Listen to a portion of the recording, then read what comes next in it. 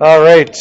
This is what I think some people like is they say, well, just tell me the rules and how you do things and then I'm good. Okay? Tell me the rules. So this is some rules for differentiation. This is some rules for finding out. They're going to think on here you're excited about the rules. I know you're excited about finding your pen on the floor. Oh, I thought you were excited that you got your pen cap back there. But this is basically just, when we talk about rules in math, we're usually talking about patterns, things that you notice, and shortcuts that you notice, right?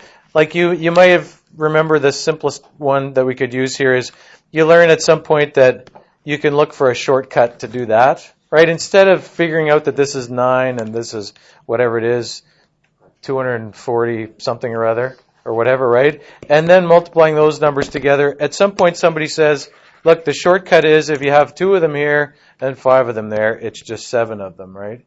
So you called it an exponent rule that if you have 2 powers with the same base, you just do that. But really, it's just noticing a pattern and using the pattern. So it's going to be the same thing here. It isn't that someone said sometime, well, I'm just going to invent that 3 to the 2 times 3 to the 5 is 3 to the 7.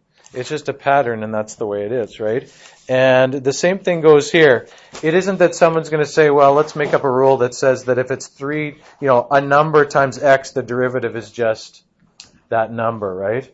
It isn't that. It's just that when you actually go through the definition the long way, that's what happens. So some of these we can tell just by doing things like thinking about what the graph, the first one, thinking about what the function looks like. 3x, what does the graph of 3x look like? It is just a line that goes like that. So its slope, because that's what the derivative is, the most important, or the most useful thing you can know is the derivative is the slope. The slope of that is just 3. If you have any number times x, the slope is just that number, m, or whatever variable or number is there. Think about the graph here of f of x equals 3. If it's just a constant function is just a line across there at 3, right? Constant function. So its slope is 0. So then if it just says f of x equals a, some number, generalizing that previous thing, slope's going to be 0.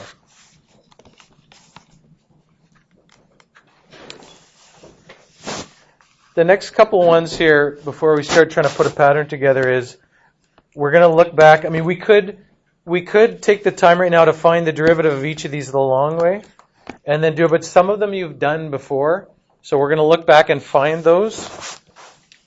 X squared, at some point you did x squared the long way, and at some point you did x cubed the long way. And I think even then we hinted at what the rule was going to be. So you might already know the pattern, but look back in your notes. I'm going to pause this for a second. Look back through the previous few sections and find, it might even be in the end of chapter or unit 2. Find the derivative for each of those and then maybe try to predict the derivative of the next couple. Okay, I'm going to pause. This one's probably a good one to do again the long way, and we'll maybe skip a lot of the writing. But if you write your definition for that, limit as h approaches 0 of f of x plus h, right?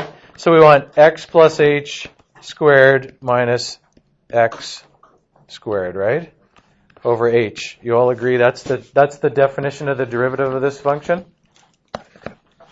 If you go through the process of simplifying that the way we did, how does this get simplified here? X plus h squared is x squared plus, and we don't even need brackets anymore once we expand it, right? X squared plus 2xh plus h squared.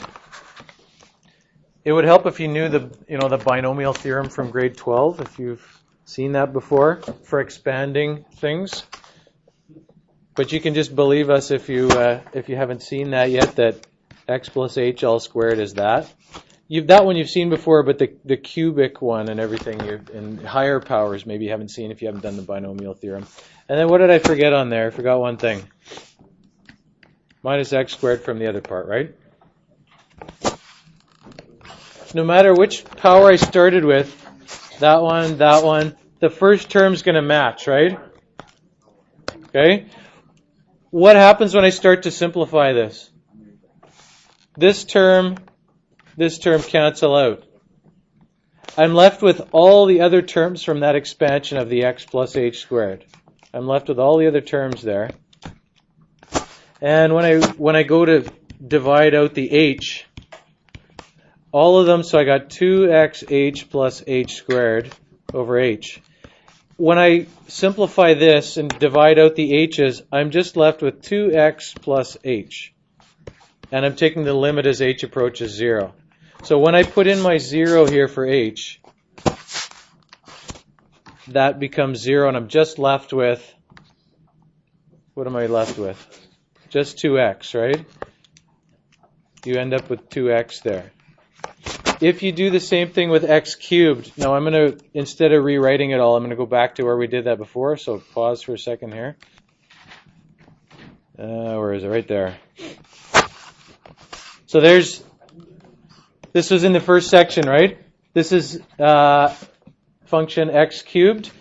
When you go through and write it out, we actually looked at it. I've already, we got things crossed out here. We already looked at this before.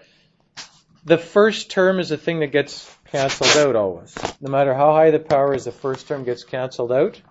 So when you do that, then you're left with all the other terms. The thing from grade 12 that would be helpful is the shortcut for how to multiply that out to get this, right? But if you don't have that, you can still believe us that the first term, when you expand any power, right, x plus h, even if it's to the 7th, the first couple terms are going to be, well, the first term is going to be, like if we multiply that, that's a lot of work. X plus h times x plus h times x plus h. But the first, once we do it all and simplify it all, the first term is going to be x to the 7th. And you may not realize it, but the second term is going to be 7x to the 6th h. That's what the second term is going to be. There's going to be a whole bunch of other stuff, but it's going to have at least h squared and all that. It's all going to turn to zeros eventually.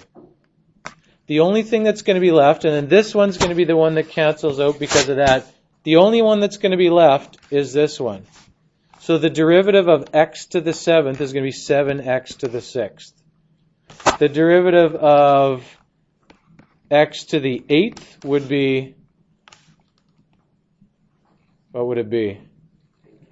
8x to the 7th, right? For all those reasons, it's a pattern. It's a lot of work to go through and do enough of them to really get the pattern, but that's all it is. It's a pattern that you notice here.